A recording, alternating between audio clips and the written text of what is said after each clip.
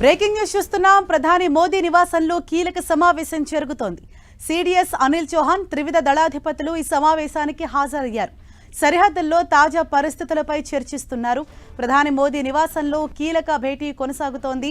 సరిహద్దుల్లో నెలకొన్న తాజా పరిస్థితులు, నిన్న కాల్పుల విరమణ అనంతరం జరిగినటువంటి పరిణామాలు, సరిహద్దు వద్ద నెలకొన్న తాజా పరిస్థితులకు సంబంధించి కూడా ప్రధాని మోదీకి వివరిస్తూ ఉన్నారు. ప్రధాని మోదీ నివాసంలో ఈ కీలక సమావేశం అన్నది జరుగుతోంది. ఈ భేటీలో సిడిఎస్ అనిల్ చౌహాన్ అలాగే త్రివిధ దళాధిపతులు హాజరయ్యారు.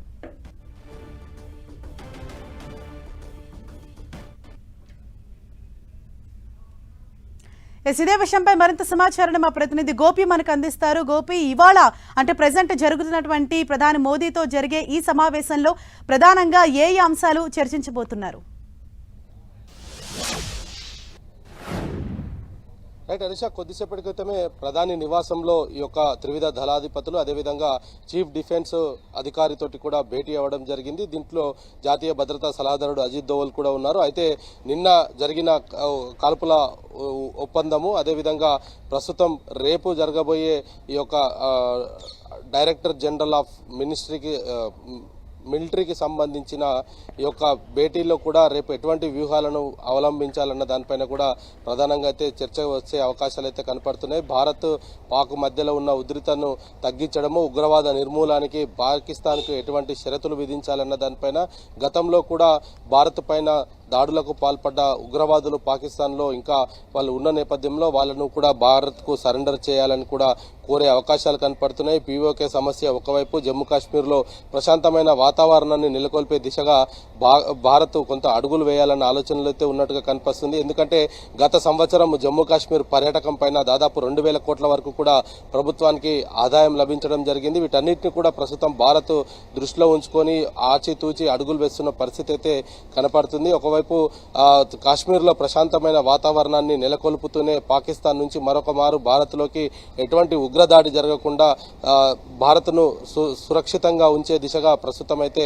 ఈ యొక్క మీటింగ్లో చర్చకు వచ్చే అవకాశాలు అయితే కనపడుతున్నాయి. మరి కాసేపట్లో ఈ మీటింగ్ అయిపోయిన తర్వాత కొంత సమాచారం కూడా అందే అవకాశాలు కనపడుతున్నాయి. ఎందుకంటే ఏమేమి దీంట్లో చర్చకు వచ్చాయి, రేపు ఎటువంటి అంశాలపైన డైరెక్టర్ జనరల్ ఆఫ్ మిలిటరీస్ మాట్లాడుకుంటారు, భారత్ పాక్ మధ్యలో ఎటువంటి శాంతి ఒప్పందాలు జరుగుతాయి అనేది కూడా తెలియాల్సి ఉంది. అయితే ప్రస్తుతం మాత్రం కేవలం కాల్పులను మాత్రమే విరమించడం జరిగింది. అదేవిధంగా సింధు నది జలాలు కావచ్చు, ఇతర అంశాలు కావచ్చు, వీటన్నిటిపైన కూడా భారత్ ఇంకా ఎటువంటి నిర్ణయం తీసుకోలేదు.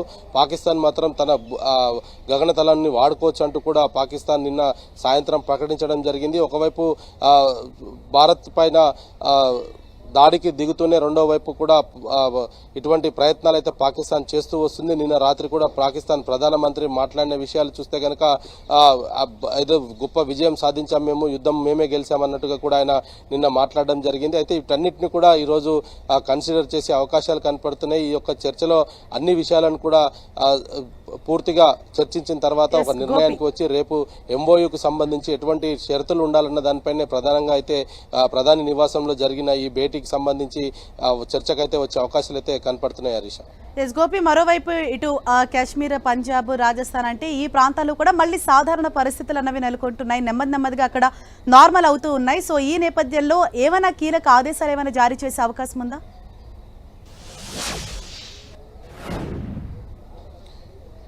భారత్ ఎప్పుడు ఒకే విషయం చెప్తుంది. గతంలో కూడా జయశంకర్ కూడా ఒకే అంశాన్ని పలుమార్లు కూడా చెప్పడం జరిగింది. చర్యకు మాత్రమే ప్రతిచర్య చేస్తామంటూ కూడా చెప్తూ వస్తున్నారు. భారత్ ఎప్పుడైనా సరే ప్రత్యక్షంగా ముందే యుద్ధాన్ని కోరుకోదు, అదేవిధంగా ముందు ఎటువంటి చర్యలకు పాల్పడదు అనేది కూడా చాలా స్పష్టంగా అర్థమయ్యే విధంగా చెప్పింది.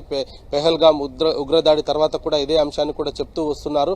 అయితే ఇప్పుడు జమ్మూ కాశ్మీర్, అదేవిధంగా రాజస్థాన్, పంజాబ్, గుజరాత్లో కూడా ఏదైతే భారత్ పాకిస్తాన్ సరిహద్దు వెంట ఉన్న ఎల్ఓసిలో కూడా ప్రశాంతమైన వాతావరణం ఉండే విధంగానే ప్రస్తుతం ఆ దిశగానే చర్చలు జరిగే అవకాశాలు అయితే చాలా స్పష్టంగా కనపడుతున్నాయి. మిలిటరీ జవాన్స్ కూడా చాలా మంది వీరమరణం పొందిన పరిస్థితి అయితే ఉంది. ఇటువంటి నేపథ్యంలో రానున్న రోజుల్లో కూడా ఇటు పాకిస్తాన్ బార్డర్లో ఎటువంటి అలజడి లేకుండా ఒక ప్రాణం కూడా పోకుండా ఉండే విధంగా అయితే ఒక రూపకల్పన చేస్తారు అనేది కూడా కొంత ఎక్స్పర్ట్స్ అయితే చెప్తున్న సమాచారం అయితే మనకు తెలుస్తోంది. ఎందుకంటే గత కొద్ది ఏళ్లుగా కూడా ఉగ్రవాదంతో ఇటు కాశ్మీర్ కావచ్చు, భారతదేశం భారతదేశంలో అనేక ప్రాంతాల్లో కూడా ఉగ్రవాద బాధలు అనేది కూడా ప్రజలు అనుభవించారు. వాళ్ళ దాడికి ఎంతో మంది నిరాశలైపోయిన పరిస్థితి ఉంది. ఇటువంటి నేపథ్యంలో వీటన్నిటిని కూడా ఒక పులి స్టాప్ పెట్టే దిశగానే ప్రస్తుతం భారత్ అయితే ఆలోచన చేస్తుంది. ఉగ్రవాదాన్ని భారత్లోకి ఎంటర్ అవ్వకుండా ఎన్ని చర్యలు తీసుకోవాలో అన్ని చర్యలు తీసుకుంటుంది అనేది కూడా కొంత సమాచారం అవుతుంది. దానికి సంబంధించి కూడా ఎలాంటి